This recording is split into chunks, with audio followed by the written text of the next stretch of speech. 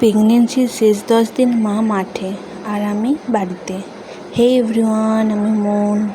মা আজ সকালে রান্নাটা করেই মাঠে চলে গেছে। আমাদের পাট সারানো হচ্ছে তো, তাই সকাল সকাল মাকে মাঠে যেতে হচ্ছে।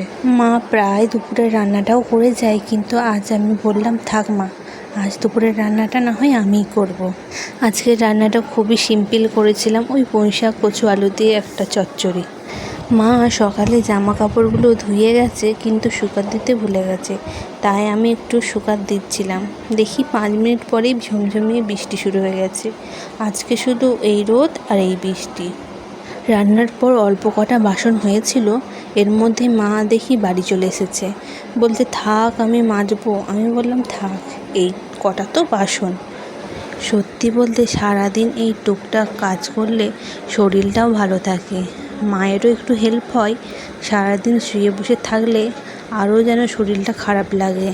জানো, হাতে গোনা আর মাত্র 10টা দিন, তারপরেই তো আমাদের ঘরে নতুন অতিথি আসবে। তখন তো আমি ওকে নিয়েই সারাদিন ব্যস্ত থাকবো, তখন মাকেই সব সামলাতে হবে। তাই ভাবলাম এই কটা দিন মায়ের যতটুকু হেল্প করা যায়।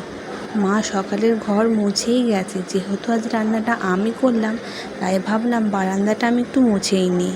আসলে কি জানো তো, ঘর বাড়ি পরিষ্কার থাকলে মনটাও খুব ফ্রেশ থাকে। এই সময়টাই মনটা কেমন অগোছালো থাকে, তাই ঘরটা পরিষ্কার রাখলে নিজেরও ভালো লাগে।